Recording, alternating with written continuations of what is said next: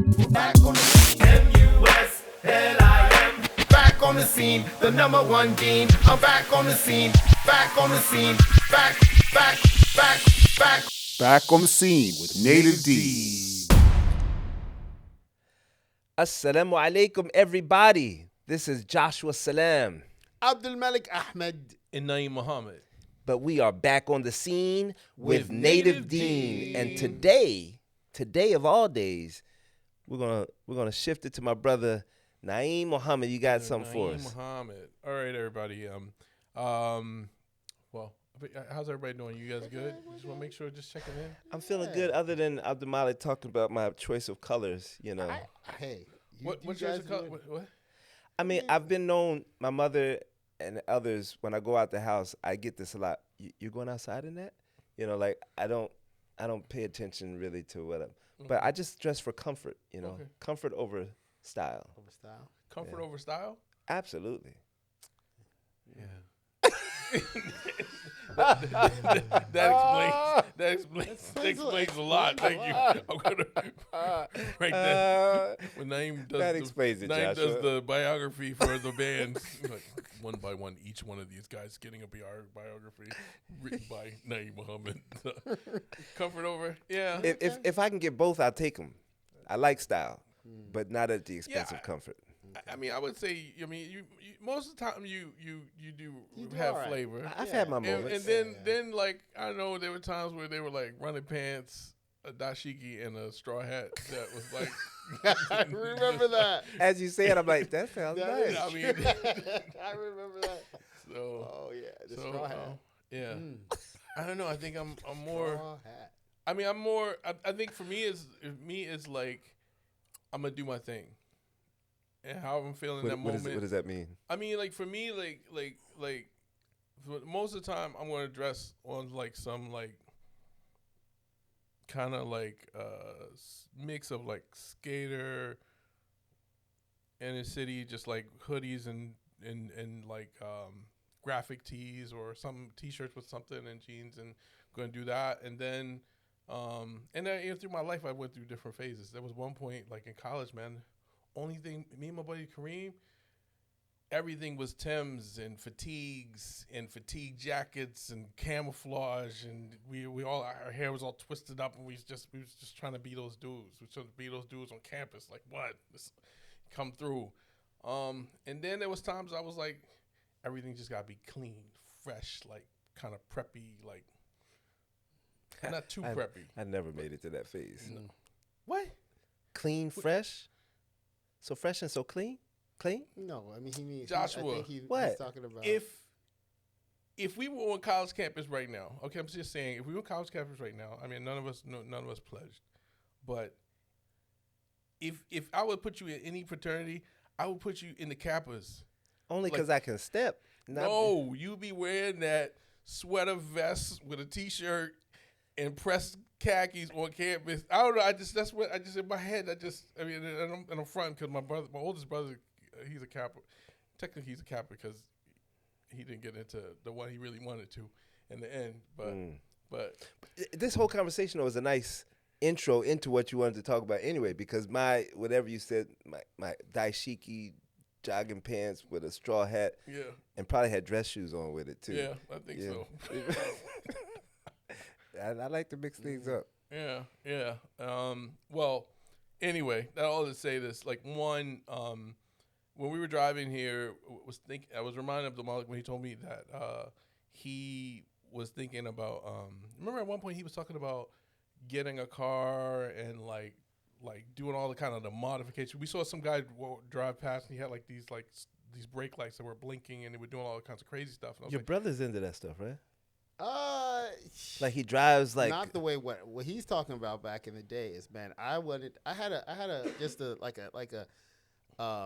regular old. It wasn't a Honda. I think it was a Chevy or something like that. And I was thinking of putting like a spoiler, new rims, just like making it like big exhaust, everything, like, right? I wanted to some nitrous. Yeah, man. I was thinking of doing like just spending money to make it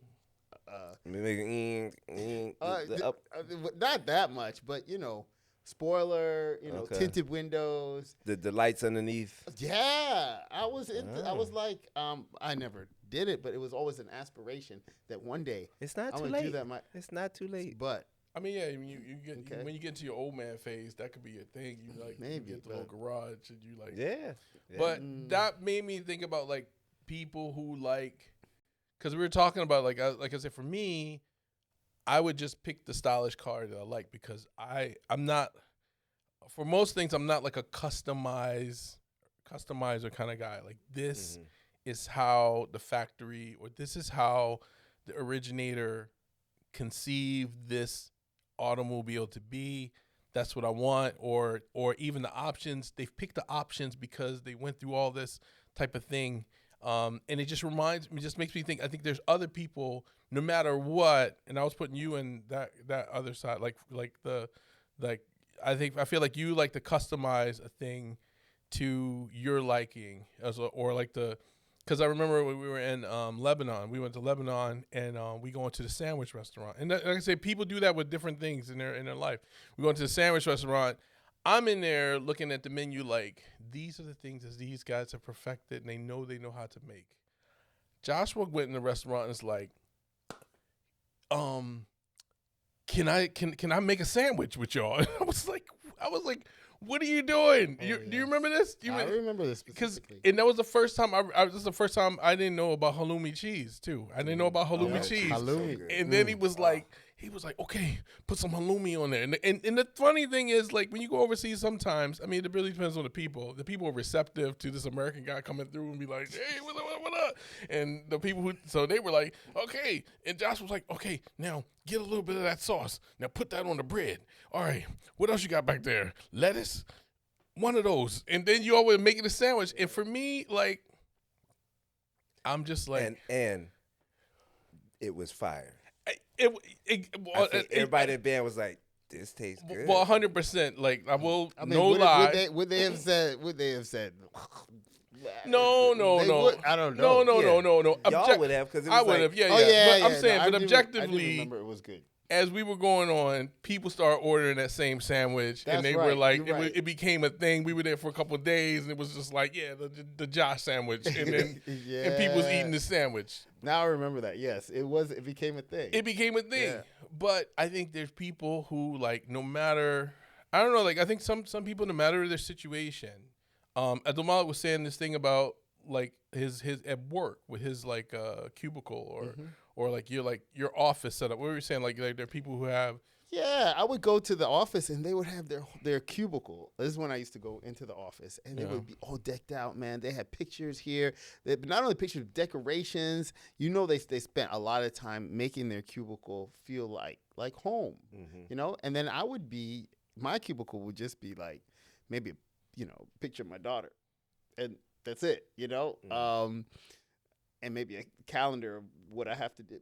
It would be very plain, And I never was that type of person to modify my cars. Yes, office. No. No. So then I've might- changed. yeah. I've changed. I'm not there anymore. So none of those things. I'm not into modding cars and stuff like that. But I'm saying in the conversation though, like one, I think there are things that you like. Maybe there are things. I don't know. Maybe for you, Josh, are there things that you feel like you have to put your spin on it? And we all know people who are like that. Like whatever they get, they're like, I gotta make this Naeem's thing now. I gotta make this Joshua's thing now. I want to make this whoever's thing.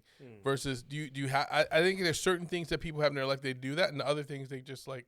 I'm not consistent. No, I'm not consistent. It's. I'm in a mood.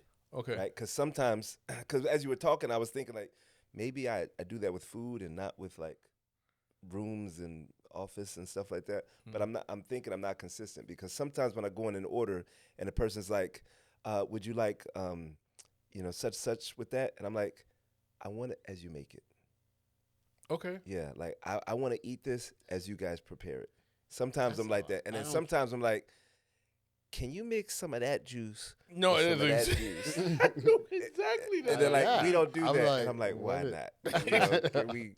So it's a mood thing. It's Okay. a mood thing. I think for me, I don't know if that makes me plain or anything like that. I just like like I said in another episode, like I just don't. Sometimes I don't like to be disappointed by certain things, and if they have like studied this thing, that's why even go to a coffee shop sometimes, like even though I have a drink that I normally would get, and if it's not on the menu, I might kind of feel some kind of way and order what. I mean, oftentimes I'm like looking at the situation and saying, what do I think this group of people can actually pull off that I'll be happy with? And normally it has to be what they've been trained on, what they're trained to do, because if you do anything else, you're going to walk out of that place like, what I mean, like, no, there's no, so that's a big plane for me. It's just like, I think there's certain people who, I mean, I know people, no matter what happens, they get something and they're going to modify something. If it's a meeting schedule, and there are people, I think also even their personalities, they have to put their spin on the meeting because sometimes it's a control thing. I don't think it may not always be a taste thing, but if I can get the mic, or if I can change the agenda or add something that wasn't there before, they've put their stamp on it, or they've put their kind of like, I mean, am I crazy or? No, I mean, okay, go ahead. No, after you, my brother. No, I see. I mean, you talk about. Well, you mentioned cubicle. Is your job? Is your office in where you work? Is it decked out with like very specific Josh colors and schemes? There's no Josh colors, no. But I got a couple of plants going on that are different. Like I got a plant growing up the ceiling, and I've added some of those hooks so that it can keep growing around the office. And I mean, I feel like that's different. But yeah, you see some people, for example, with their laptops, or now. I'm even looking at Like this. a water. Yeah, what do you call it? My water bottle. Water bottle. Look, people, the back of the laptops. You see that they're stickered, all stickered, all basically personified. Is that what it is? Personified? Personalized. Personalized. Maybe that's the word. Personalized, and I'm not a sticker person. No. I don't like. No. And people, I got some stickers on my computer too. but normally I'm not a sticker. People's cars. God. You see like bumper stickers all over. But it's more about people's personality. Like I think people feel that they need to show their personality in what they do. Like some people they feel like they need to make sure people know this is me. This is my thing. Like some people maybe a little more.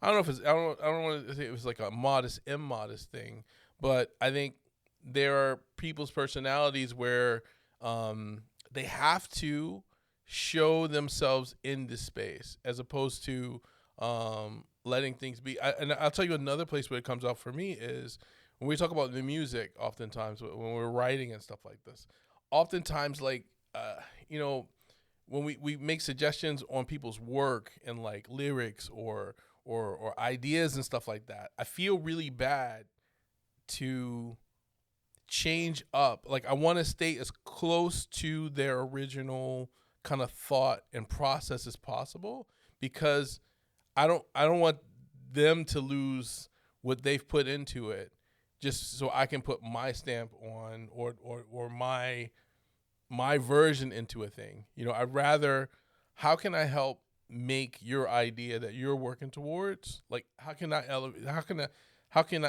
that and help kind of push and propel that, as opposed to, I'm going to make this a Naeem song now.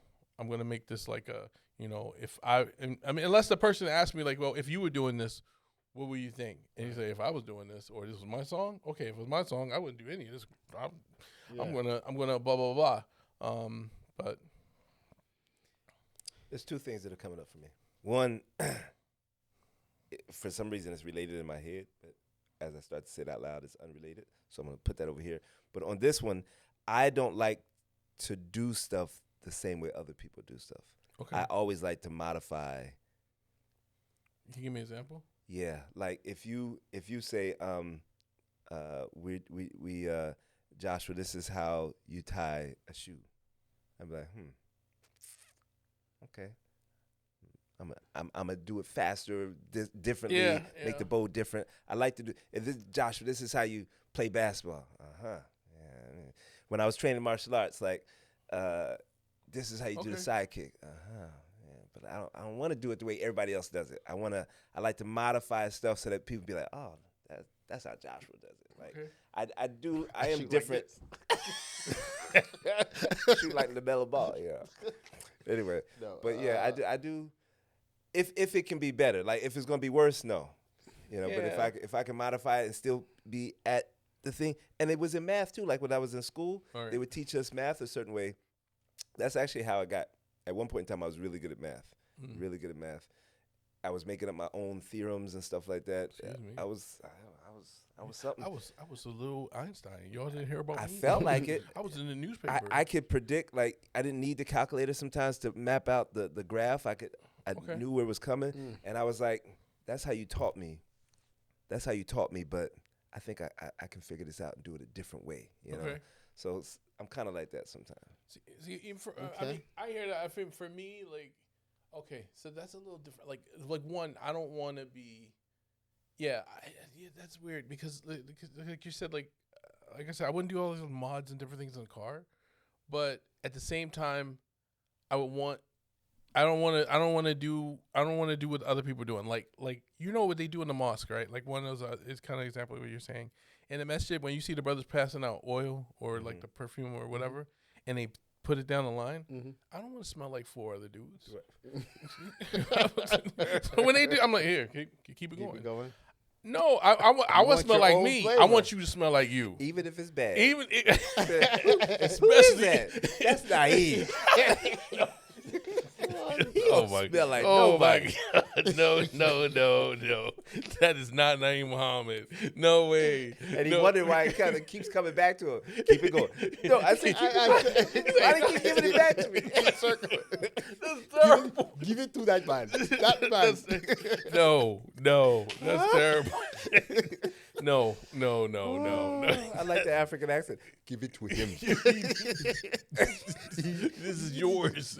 No, but I mean, like keep it. No, that's not my issue. I keep that. I try to stay fresh. I keep fresh. Okay. Keep fresh to death. All right. But like, yeah, I want my thing to be my thing. Even if people are dressed, like you said, if you're going to dress a certain way, if someone says it's like formal or it's like, like if it says black tie or something like that, I'm not gonna rock what everybody else is rocking. I'm gonna do my thing. That's like this is it's gonna fit the criteria of, we were hoping everybody's gonna show up professional. What's that look like for Naeem? Or so that. But again, so maybe I am that guy. I mean, that's why I used to cut off my thobes. I mean, I still do. If I get a nice thobe, I'm cutting it because I don't wear thobes. Can we look at the main camera right here? Yeah. Joshua Salam does not wear thobes. Yeah. I know it's controversial, but in my culture, that's called something else. In What's fact, that called in your culture?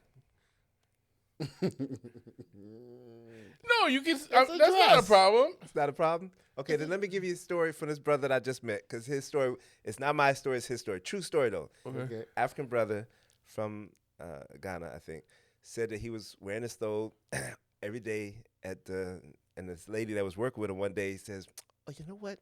I just love those maxi dresses you be wearing." Maxi dress. Oh, wow. No way. Yes way. I mean, what is that thing in Ireland? A kilt. The kilt? Yeah. Very manly thing. If you're from Ireland, you know? Okay. And anyway, so my thing though, I used to cut off those. You know what's funny? Even what you say that, like with Imam Jahari, who I was just talking to him not too long ago, and he said, "I want to thank you guys for making me famous around the world for his little thing about Famaya and Mithqala." I'm sorry, I got to talk to my daughter. Like on the small deeds. Like when he's talking to kids in the neighborhood, people they think they get over him. He always says, "I didn't always wear a dress." Oh, really? Talk about his thobe. Yeah. Just so you know. Yes, tell me. Just a little historical context. I just learned this, that the thobe was not even the dress of the people of the time of the Prophet sallallahu alaihi wasallam. I thought It was everybody knew that. okay. No, but I didn't know that, but I didn't. But even think where about did it come from? It came from, I think, the Persians and everything. What they wore, talking about a kilt, is more of like a sarong. Preach it. They wore like a sarong. As you said, it looks sarong, feels so right. Yeah, Oh I my still like that. God. Sarong. Dad yes. jokes. Cool. Keep Yeah. going. No, but sometimes I like to be different. Yeah. And sometimes I don't want anybody to notice me. Like, who's that guy? Yeah. Right? But in college, to prove to myself, and periodically I still do this, and I think that's where the dashiki straw hat thing comes from sometimes. Like, deep down, I'm not thinking Challenge all the conventions at once. Just it's to prove that I don't care. okay. So I don't want to be bound by culture and I don't know, but Other like expectations. yeah. So I was in college Really? and I had these pants that I wore in a play from high school, and I still kept them in college. One leg was black, the other leg was red, and they had white polka dots down the whole thing. So I wore those pants with a white tank top and a what do you call it, the detective jacket. What do you call those things? Like a trench coat. Trench coat, with a trench coat. And I just ran out the dorm, jumped off the ledge, and just started walking, and everybody was just like, That guy is crazy. Jumped off the "Who building. is this guy?" And I walked around the whole campus just to prove, like, I don't care what people think about my dress. I don't want to be dressing so that, oh my God, it doesn't match. My mother, it used to frustrate my mother so much. She's like, "Joshua, those colors do not match." I'd be like, "But it feels good, Mama. Okay. It feels good." That reminds me when I was in college, and this I I remember my sister saying that somebody said about me, because at some point me and my sister were in college together, and then somebody said that, yeah, I respect your brother, man. He doesn't matter what he wears, he doesn't care about what he wears. He doesn't worry about what he's And you wearing. thought you were looking good, Right, huh? and but when you think about it, he's like he's like that. Nah, man, I was all I need a stylist. So I need somebody to help me too. out. You know what I'm saying? I would love a stylist. like somebody to help me out. Because I just don't want to think about all that. Thank Okay? you. Thank you. But see, Naeem, when he be getting ready, Naeem be like, let me see. Yeah, this good right there. You stylish, bro. I don't know about Yeah, all Naeem that. I don't has know. flavor. I He has have flavor. I have what I want to do, and then it happens, whatever. But I mean, oh my God, that's terrible that they said that. It was like he don't You care. took it with pride. You were like, that's right. I don't care. Not back then. He was like, I was like, what I mean, what are you saying? exactly. That's I mean, he wasn't on your protest. No, He but was just I living was, his life. I didn't even care. Like, I mean, I was like, I'm going to school. I'm trying to study, right? I don't care, like, if I'm wearing, like, This the ain't a fashion Jordans. show. Right, I'm Jordans. I would wear my Islam cap, Jordan. I just try to, And what's your excuse now? that. Terrible, Oh, that's dang. terrible, that's terrible. I don't know what my excuse is.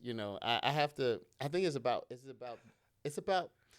We talk about our sisters, and a lot of times, how much time they put into just, taking care of their parents, And one of the things, that I think us guys do is we just don't put the time in to, we don't put in Depends on that the time guy. in. It depends on the guy. It depends on the guy. It's more. I think it's more personality these days. Like, I mean, the people. But Because I sometimes think that that's- fly dress can, if you're not married, you dress fly.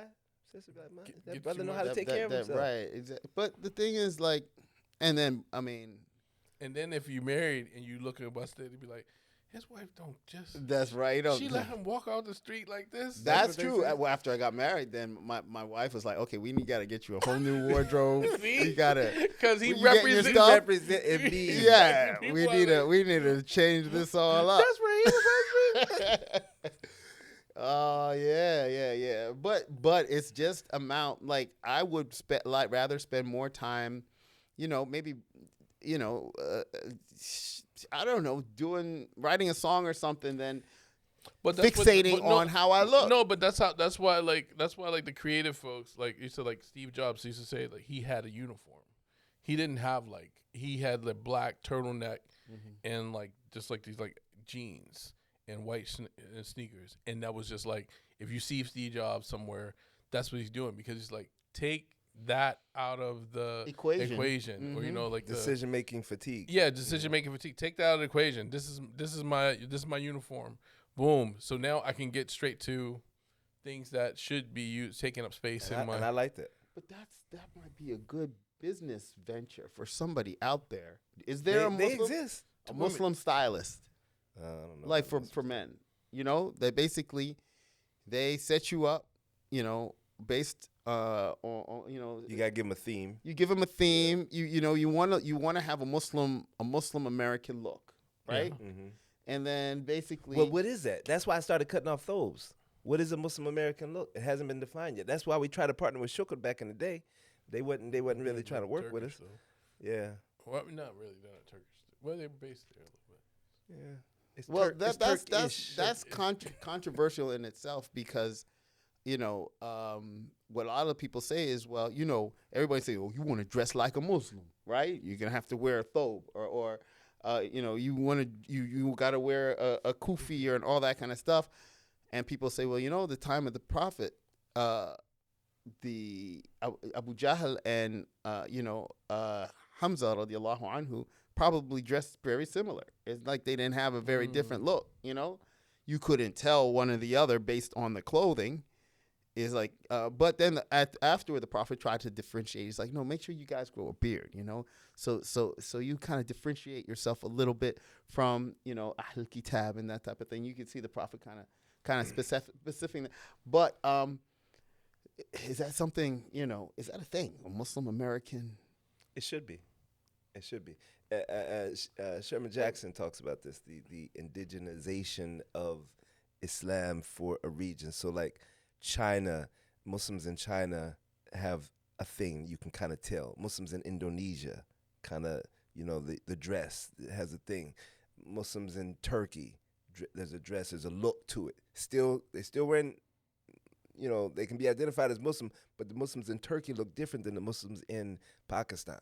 The Pakistani dress. No, but I remember one time that got you upset. They got me upset. What'd I do? We were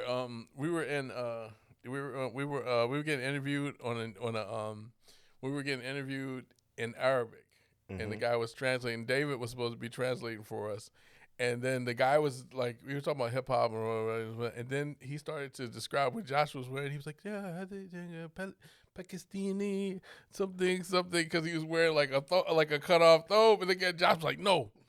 I'm not dressed like a Pakistani. I'm dressed like a Muslim. And the guy was kind of like, sure.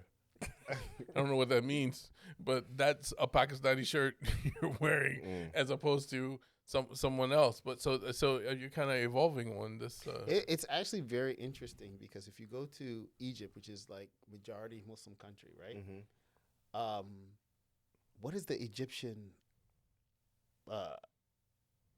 I don't know if you can tell an Egyptian Muslim Christian from everybody's wearing. So maybe if you get close, I think they might it's have important when we're living in a culture that has a lot of different other cultures, and sometimes we want to stand out that this is we're American Muslims. You know what I'm saying? But if you live in Indonesia, people aren't like, this is what I wear on Friday. You know what I'm saying?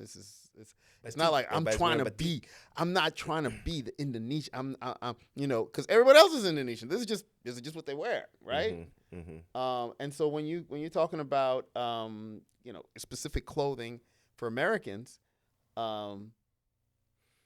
American Muslim is just what we like. I mean, you're not wearing anything specifically Muslim. I'm wearing a kufi.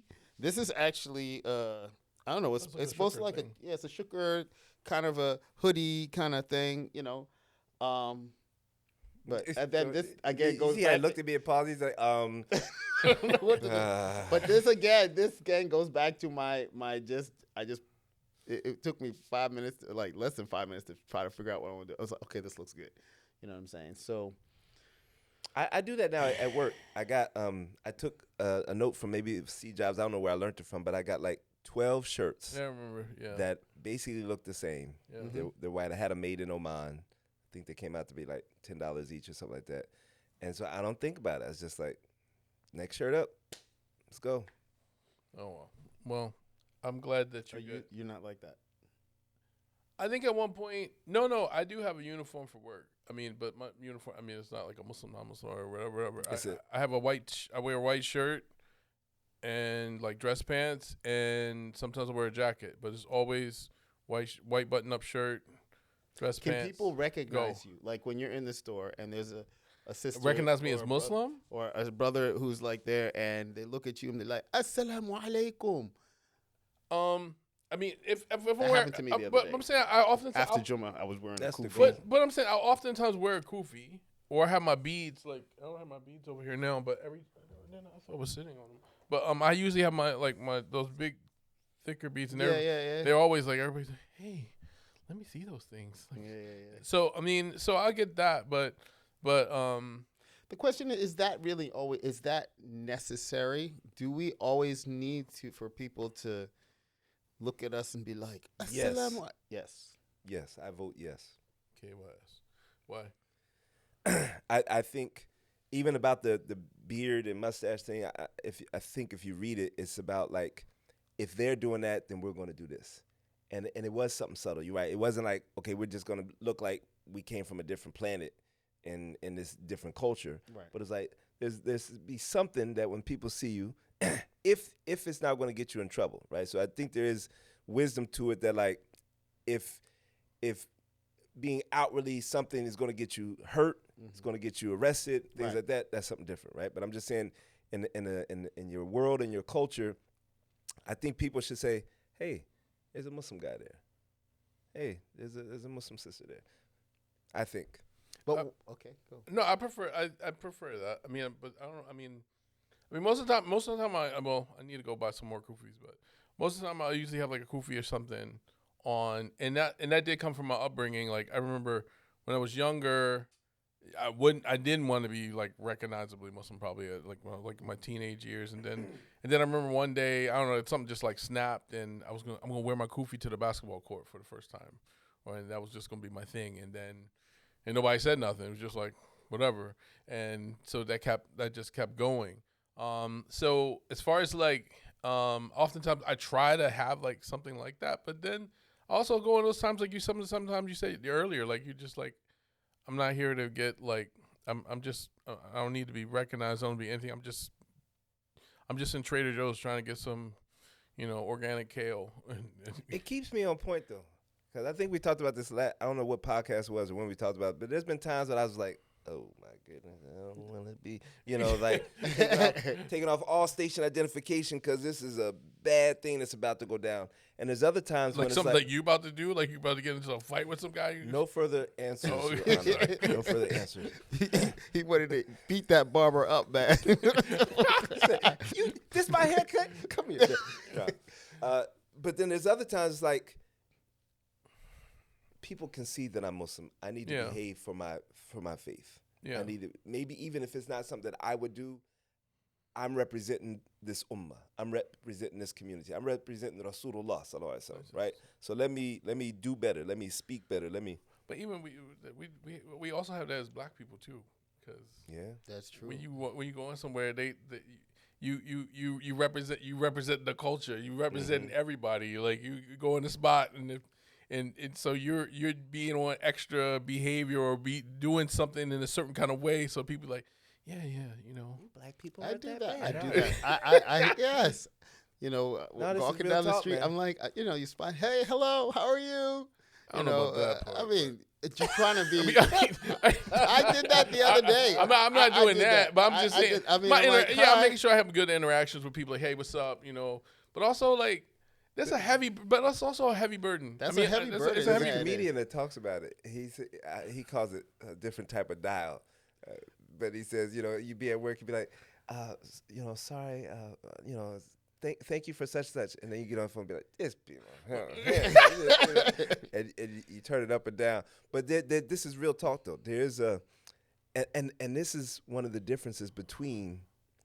I hope this doesn't get too heavy for you guys, but African American, meaning people whose parents have lived through the struggle, people whose grandparents have lived through this hanging and dehumanization in America, and that the DNA and the trauma that comes with that, versus an African who comes to America and maybe has a child, maybe they're Sudanese, maybe they're Somali, maybe they're from Ghana, that don't have that in their they got a different struggle of something else, but there's something particular about this struggle that comes with that, and I think there's a lot of stuff that we try to code switch and dress. And I've spoken to families. I told you, like I think last time I told you my mother, you know, she's a tipper, but I knew a different family that her mother would always make the room, the hotel room, on their way out so that people wouldn't think those messy black people. You know, and I related to that. You know, maybe other people are like, what are you doing? No, but as a African American, I'm like, I get that. I can see why somebody would do that. I get that. Yeah. You know? No. I mean, I think. Yeah. I mean, I think we were kind of raised on that you had to. I mean, you represented all of us whenever you were in a situation. I remember that's why when I was a kid, we used to at the Islamic school, we all had uniforms and stuff like that, and we'd play outside. But if it would just get like really crazy, like half the time people would wrestle and fight, and I was like, yo, if we're inside the school is one thing, you know, we're in our classroom, we're in the musalla, whatever, we want to wrestle, whatever.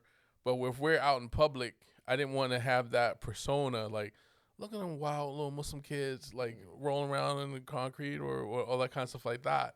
But I think that it's also like, I don't know, it's like a heavy burden too. I mean, that you have to always kind of be on a certain type of, be on display and to be like visible. I mean, it's definitely like our Muslim sisters, like they're, you know, the ones who cover or whatever, they're kind of in that scenario always, like, no, you know, they're always being on display, kind of always watch, always kind of like, what's that person doing, whatever. And sometimes people, they would rather, I mean, they want to be adhering to what Allah wants, but they also don't want, but they don't need the other side of it, like the eyes looking in and everybody kind of I don't know, peering in and making judgment and stuff like that, because who needs to be under the microscope for their whole life, you know? I'm gonna say some more on that, but you want to add to that? Well, for me, I think there's this sense of, and we do this a lot. I think that, we gotta put our best foot forward, you know, for the sake of people looking at Islam and having a better opinion of Islam. Which, I mean, I think since 9/11, that's a lot of majority of what we've been doing. You know, we can't act up. If I'm wearing a kufi, if I'm wearing I can't, you know, we got to let others know that Islam is good. And I think we, let me put this like this, and let's say you're thinking about, you know, maybe helping a neighbor pick up some groceries. They need some groceries helps, right? And you're like, yeah, I wanna help them because, they're gonna think that Islam is good because I helped them, you know? I don't think that's the right mentality, you know, for us to be like constantly saying that, we need to do this because we want people to be like, Islam is good. No, we should be just doing things because we're trying to please God. Well, they have you know what I'm saying? But they have a name for that because I've been sending a bunch of my friends this because it was something on Instagram. It's called this. It starts out the video. Maybe I sent it to you, and the guy was like, he said, "Excuse me, sir, are you a performative man?" Performative, performative Islam. So are we like, are you sanctioning the performative Muslim? Like he's like, you know, like the performative man for him was like a guy who's trying to be more appealing to so he's like walking around with he's walking around with a matcha. He's got like one of those like those canvas grocery bags. He said, inside, what's inside your bag? He said, like another bag. He said, what are you about to do? I'm about to go to like he said I'm about to go to like Trader Joe's. He said he's like listening to something like a podcast. He said, what do you listen to? Women talking. So it was just like all these things he was doing to kind of perform, to kind of attract like good, like good opinion of people. So how often are people being performative as opposed to like being? Let me give you an analogy. Yeah. Okay. I don't think it's all bad. Okay. The performative Muslim isn't all bad. Yeah, I don't think it's all bad. The same reason in a fundraiser, Mm-hmm. sometimes you're encouraged to, and I don't know the hadith, but I've heard fundraisers encourage them, Yeah. like, no, raise your hand and say that you're giving Yeah. this much, because that can inspire other people to do that. And then sometimes you don't do that, you just want to Yeah. give anonymously, right? Right. But if everybody's giving anonymously, it doesn't help the energy of like the healthy competition to do something good, right? Mm-hmm. Oh, but Naeem gave that? Well, shoot. And I do know that one hadith about like Umar gave like 50%. Of his wealth in Abu Bakr. And Abu Bakr gave all of it. All his And then he was wealth, like, dang, you know, I need to step up my game type of thing, right? So my analogy is this. Sometimes the performance.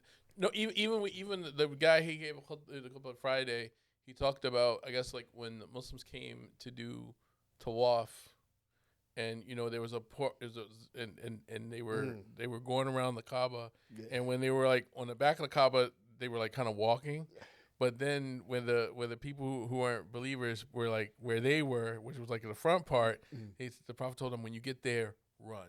Mm-hmm. And And show your shoulder. Yeah. To show that we're not just a bunch of weaklings. We like show. And then when they can take a break on the other side. I was got a cramp on that one. Exactly. When you come back. So go ahead. I mean that's again. So my analogy is this. I like the fact, I was talking about switching from iPhone to Google. Yeah. Maybe that's another podcast, another show. But on my iPhone, it tracks my steps, right? It tracks my steps. Right. And I'm like trying to get to, 10,000, whatever it Yeah. is. Like, oh man, cool, get into. And then I leave my phone accidentally, and I go walking, and I'm like, man, that didn't even count, right? Yeah. It's like, I know walking is good for me, but I want to Well, see you those wanna steps. Hey man, that's that's why you gotta. Right. Nah, I'm not you getting gotta the get the watch, I'm not bro. getting That's the why you watch. gotta get down with the But watch. whatever it is, let's say you take your watch off. No, exactly. I wouldn't walk anywhere Then with you're going to get the chip. Exactly. That's why you got to get the chip, No, man. no. Goes in your skin. No, Never lose no. it. Can take a shower. That's No. what they get. It's coming. It's coming. Mark, you heard it here on the podcast. Native Deen, the Apple chip is coming. Don't get it. Anyway, so you want it to count. It'd be a Microsoft chip. Okay, fine. Be a Microsoft chip. But my point is that it's something about you feel like, I did all that work and it didn't go to my credit, right? And I think there's a certain amount of that of sometimes, I want to help my neighbor, but man, they didn't even the Muslims didn't even get credit for that. I could have double dipped, right? Like I did a good deed, but it would have been nice for them to not just think like, oh, I met a nice black guy today, right? It's Okay. like I want them to know that, the Muslims do good stuff. We out here doing stuff. And then sometimes I do you stuff said, like, like, He gets a 2 for 1. So you didn't wear because you didn't wear your kufi. You just Didn't get wear the kufi. You didn't wear Yeah. the kufi. I ran out there too quick. And then sometimes I don't want anybody to know, right? Right. I don't want anybody to know. I don't want any credit. It's Right. just between me and Allah. Yeah. But then sometimes I think it's okay to double dip. The only thing I'm saying is, I think, 'cause again, we talking about the maybe it's the whole thing about the performative. I'm reciting Surah Al-Fatiha. I skip it. Bismillah. No. Alhamdulillah. No, I'm saying, I think I'm your local Muslim neighbor. I'm here. How can I help I'm here you? to help That you seems very- because very I'm a well, Muslim, and Exactly. Muslims are helpful. No, but I would say like it's got to come from. I mean, I would even for me it had to come from a natural place, right? It had to come from this is something I would do, or like Right. so performative not, but it has to be natural to me that I would do this act of support, help, whatever. It couldn't be something that I would never, I would never, if I don't know, I think that's what it'd be fake. If it was something that you don't actually do, Yeah. and you're doing it just because to be seen, as we talk about like people praying extra salats or something like that, just to be seen. No, I don't think that.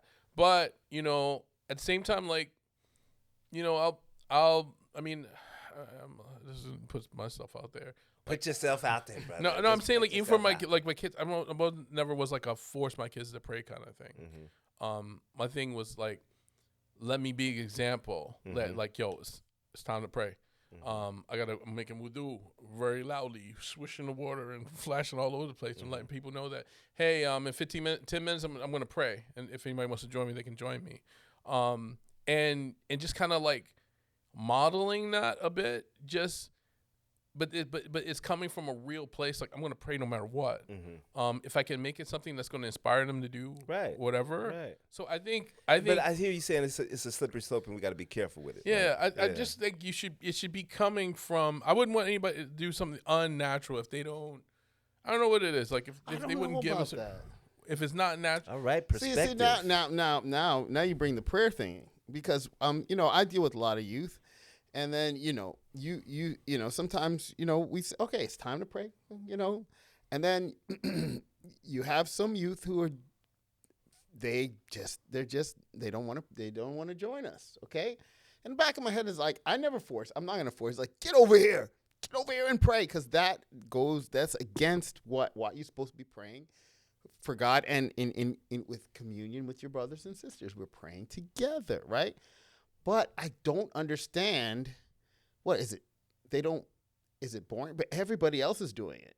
Like, I don't understand. You don't understand what? I don't understand why why kid, you no pray? Yeah, why wouldn't everybody you not? pray? Nothing else to do. Even if you're just standing there, like, because if I say everybody line up. I did that back in the day. I would hide in the closet.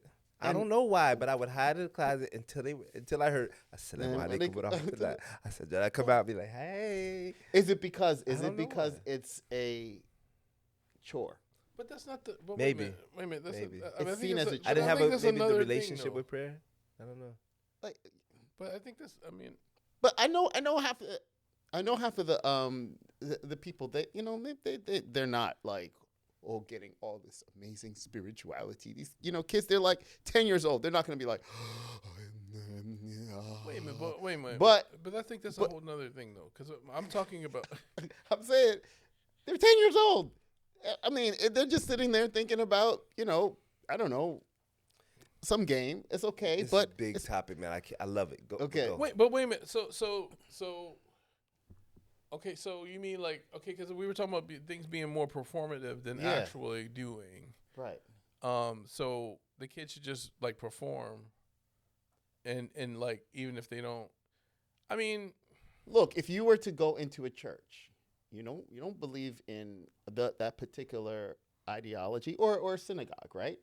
You to go there, you're respectful, you bow your head. If everybody is quiet, you be quiet. You stand there. You're respectful. You're respectful of the environment, right? Yeah. If you're going to a funeral, right? You go to a funeral. You stand. You may not even know the person, individual. You stand out of respect, right? Why do kids think that it's not like you're just doing this out of respect for the community? We got more prayers than they got funerals. We got a lot of prayers, but. I mean, you think that's what it is? It's just like, here we go, another one. And we stand 5 minutes. It's 5 times a day, man. And for some families, it might be 7, 8. So that's what it is, you think? It's just the frequency of it? Or it's just standing there I think it's for a lot. that long? I think it's a lot. And actually, I think it's in Arabic? It's part of it. That's what I was getting to. Okay. Is that 2 things. One, I would argue. Y'all know I got a bunch of controversial opinions, right? Don't get nervous, Naeem. This is No, it's cool. Okay. It's a safe space. This is a podcast. It ain't safe space at all. Look at the comments. Cancel next week. County. Cancel county, exactly. Cancel county. I'm about. Okay. But this is so important to me. I'm willing to put this one out there. Okay. I think that people need to pray in a language that they understand, and have a curriculum that moves them to praying the whole prayer in Arabic. But by the time you get there, you know what all those words mean. I think we've done ourselves a disservice by teaching people how to pray in a language that they don't understand, and so they do come to prayer. And first of all, shout outs to all the Hufaz. Shout outs to everybody who's memorizing the Quran. Shout outs to everybody who's memorizing the words of God as they were revealed to the prophet. Shout outs. We need you guys. In fact, we had talked about doing a movie about Hufaz, you know. But you should also understand what you're saying. I think there's some wisdom to the verse or to the about not coming to prayer while you're drunk, because it's like you're coming and you don't really know what you're saying, right?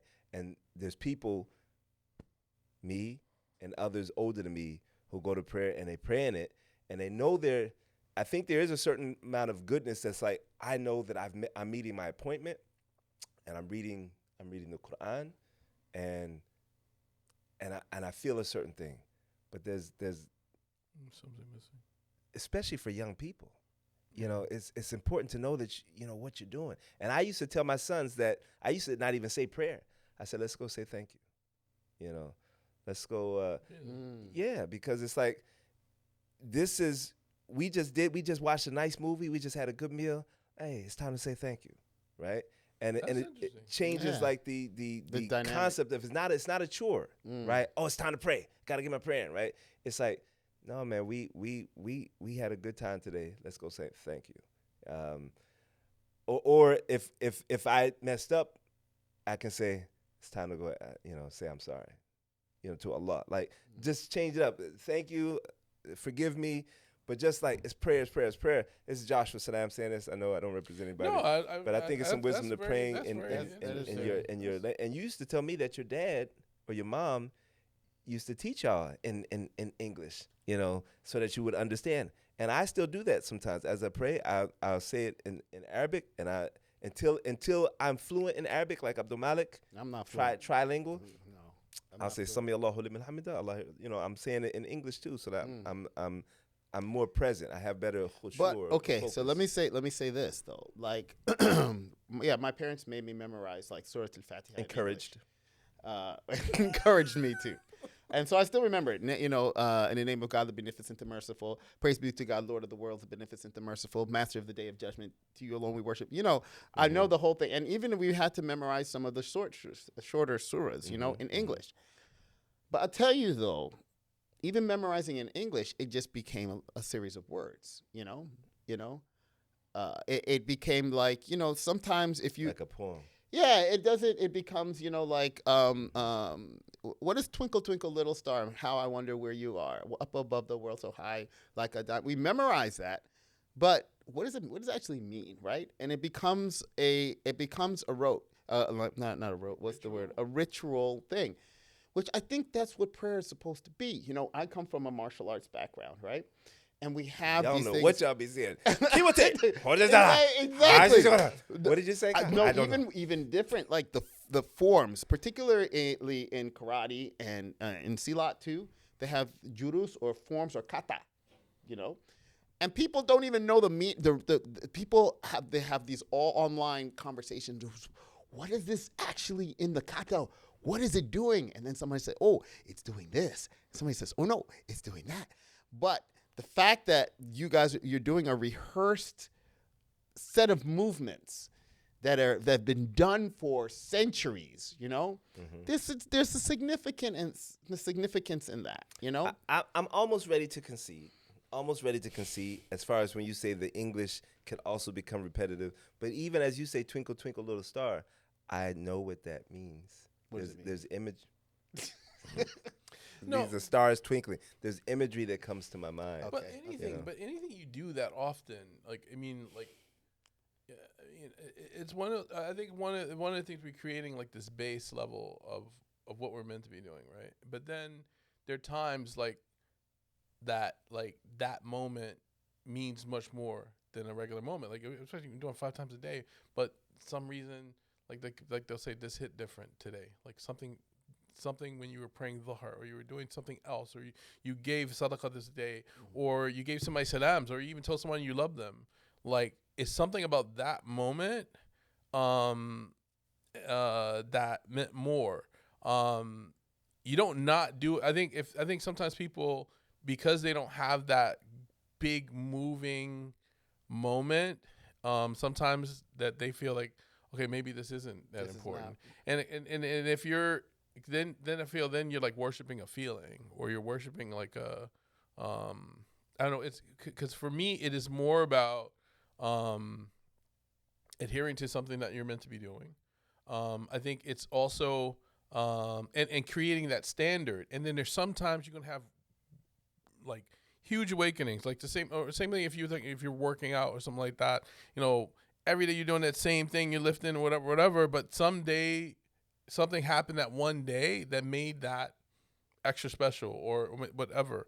But you're not only searching for that moment only. I mean, but you're trying to maintain the standard that that we're meant to uphold. I'm gonna go a little further. Oh boy. No, don't build it up like that. but the dua, you know. Okay. No, my point is you don't know. You don't know. And I've heard people afterwards say, "Did you hear what he was making?" I was like, "No." I didn't know what he was saying. But what's his name? Ustad Ubaydullah Evans one time. I mean, because the brother's a sheikh. He said, you know, the sheikh was making dua, and then every time he said like "Curse America," he went like this because he's like, my grandmother's, you know, here. I think he was overseas or something like that. But so is that a thing? No, he was. I do know that. Right? If What? you don't want to, it's like you're receiving blessings. Like, nope, not now. You kind of is that? I'm not saying it's official, but I know people who do that. who do that. Really? Yeah. If they know what the dua is, and then when Not about it's something else. Like they're talking, if they're mentioning like in the like if they like if you're sending wrath or you're sending like these things, Oh, they go and like then that? if they start talking about maybe it was like some kind of negative point in their thing, and then they go back like this when they're like, you know, who's making a negative point? That you I'm saying if they're saying like you're sending for people who aren't practicing properly, you might be sending their wrath, or the fire could be coming their way. Right. But for us, Ya Allah, please make us amongst those who get your bounty, your blessings, your mercy, your that type Ajr of thing. forever. And Forever. never. Exactly. So yeah, I've seen that. But what I'm saying is there's something authentic Okay. that feels when the sheikh or the sheikha makes a dua and it's in Arabic, even though 98% of the people probably won't understand it. It just feels authentic. Oh, brother, can you close this out? Can you open this up, right? But then if you get a person who makes a good dua in a language that you understand, it's something different. Yeah. It's something different. If it has a different feel. So I think there just needs to be a little bit more balance in that, in the community, and for it to feel authentic, right? That's just Joshua Salam saying it. So I'm if it's controversial, but that's I where just I'm saw a TikTok or it was a online. I don't know which it was a video of a guy. It looked like he just had come out of prison, but he threw the prayer mat on the ground, right? And he started praying, right? And he was praying, and in the middle of his Fatiha, it sounded like he was crying a little bit, right? And he was Alhamdulillah, all like a lot of mistakes, you know, saying Surah Fatiha, you know, and then he's going down and he's praying sincere, but and all the comments, man, you're saying it wrong, you know, you're making a lot of mistakes. Oh, you don't know what you're doing, you know, why are you wearing shorts, you know? It don't matter. Allah And heard so, him. but I'm kind of siding with you is that there is a disconnect, but people don't understand. But I'm wondering if that is in the Christian in our our Christian friends who make prayers. Is it just like, for example, you learn like something, Father be my name, my kingdom come, I will be done. Does it just become like, even though it's in English, right? I don't know the prayer, but it's like something about kingdom as earth as in heaven. Does it become just like the way we say Al-Fatiha? I'm sorry. I think anything that gets repeated, like It just often, becomes- it can, but and then there's some days it's gonna hit you like harder than a rock. But at least they know what it means. But And I want to make sure that I'm saying sure there needs to that- be a curriculum. By now, we should have a tight 7-week curriculum that gets you memorized the whole prayer, all of it. I used to teach a class at the masjid that taught the that's when I got better at my prayers, when I was teaching people who had just accepted this tradition, the Quran and this path. We learned it in English, and then we learned it in Arabic, and then they just felt so empowered. And you know what they were surprised at? They were surprised that nobody else knew it. They were like, "Oh, you mean you guys are praying and you don't know what it means?" Yeah, that's They were surprised. And I had to admit to him, I was like, yeah, I said, I know some surahs, but these other surahs that I've memorized, I have to go to the translation. There's some words, yes, I know some of the words, and I might know the general, what's this sort of talking about, but I have to go to the translation. And I think that, and yes, I'm a student of Arabic. So people say, well, you got to learn Arabic. I'm a student of Arabic. It's tough. It's not the easiest language, and it's busy, and I'm constantly in it. So, but I'm just saying that some people say, no, they just need to say Alhamdulillah. Because I've heard that before. No, they should start with just say Allahu Akbar. They know what that means. That should be their prayer. I disagree. I think they should do the prayer in English, and then you should teach them what Allah means and what Akbar means, and have a 7-week curriculum for that, so that by the time they finish it, they can say their full prayer in Arabic with the comprehension. But until you get there, I think you should pray in English. But I mean, whatever language that you is speak. why I think it's a theory. I think that, and however you feel about Sufism, Cancel country. Here we go.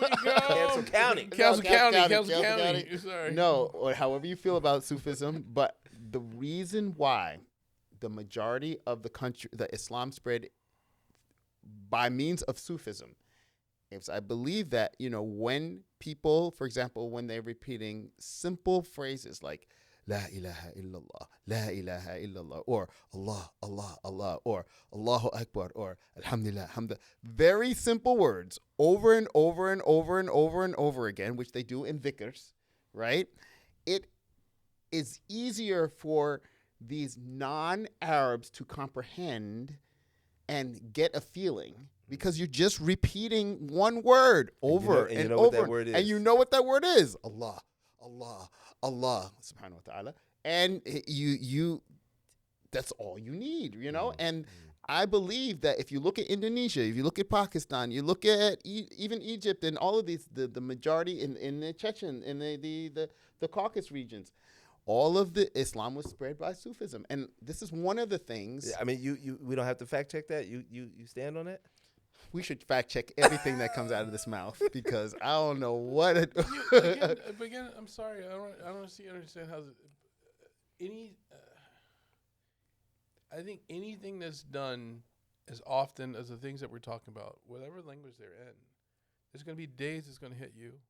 It's going to be days there's going to be days that you're in ritual, and there'll be days like something happened today that when I stood up to pray Fajr, yes, I felt it. I And there'll be cry other- when I read Arabic and I don't understand Yeah. it. So and there, so like so to think. I mean, I think you have a better shot if you know what you're talking about and it's a language you know. And I think you have a better shot if you take some time to, like, even for me, like when I read, like if I'm gonna read Quran, like my practice, I have to read it in English. The only time I don't read it in English, I read the Arabic, then I have to follow with English. And that's why I like the little app Quranly, because it gives you one ayah at a time with the Arabic on the top and English on the bottom. Okay. And it's because, like, I don't know. I mean, like, just to read it, like, if usually, like, if like on Fridays and Maghrib's coming, I haven't finished the Kafia. After that, I'm just going to go straight Arabic just to get it in. That's just how I feel. But I need that both in order to to understand and to feel it deeply. But again, there are times that hits great. And then there are other times that, I'm checking a box, but it's a needed box. And I know that it'll come back again when it's time. When it's time, I'm going to be reading, and it's going to give me that aha moment that I was looking for. That this time, that wasn't today. Maybe it's tomorrow. Maybe it's the day after. And I don't stop because I didn't get that. Okay, I'm just not feeling it anymore. It's like, no, dude, this is my responsibility. This is a commitment I'm committing to, and you might be gaining more than you even know just because you're because of your commitment and because of you're holding fast to what you've been has to do. So Why don't you close us out? Why don't y'all close us out with a dua? We no, you show us that English dua, brother Joshua. Show us that English dua you was telling I us feel about. it's performative. Long as it's coming from a real place. Yes. That's what. Again, that was my whole thing. I mean, is it coming from a real place? And what is the seeking? In the seeking of the performance, is it just to be like about Joshua, Okay, or is Bismillah. it for the greater good? Bismillah, with the name of Allah. يا أيها الذين آمنوا اذكروا الله ذكرا كثيرا وسبحوه بكرة وعسيلا هو الذي يصلي عليكم وملائكته ليخرجكم من الظلمات إلى النور وكان بالمؤمنين رحيما. O you who believe, glorify Allah and glorify Him often. And remember Allah, remember Him often. And glorify Allah in the morning and glorify Allah in the evening. And Allah is the one who sends His blessings on all of us, and His angels send their blessings on all of us so that He can bring us out of the depths of darkness and into the light. And most importantly, Allah is merciful to those who believe. And so we end this podcast by asking ourselves and asking all of you to remember Allah. It is the key to paradise. It is the key that will protect us from the whispers of shaitan, is thinking about Allah. And Allah says remembrance of Him is the highest thing, So we ask Allah to help us to remember Him. We ask Allah to forgive us of our shortcomings and forgive us of our mistakes. Forgive us of the things that we didn't even know that we did. Forgive us for not being as grateful as we should have been. Have mercy on us in this life. Have mercy on the community of the believers. Have mercy on this ummah. Have mercy on this earth. Guide us all to you. Make it easy and smooth. We don't want to go through the hellfire at all. We want a smooth journey into your Jannah. And we ask you to raise us to the highest level of Jannah. Ameen. Assalamu alaikum, everybody. You are back on the scene with Native Deen. Back on the scene. Back. Back on the scene with Native Deen. This Deen TV video was made possible in part by Recycle Processes Incorporated.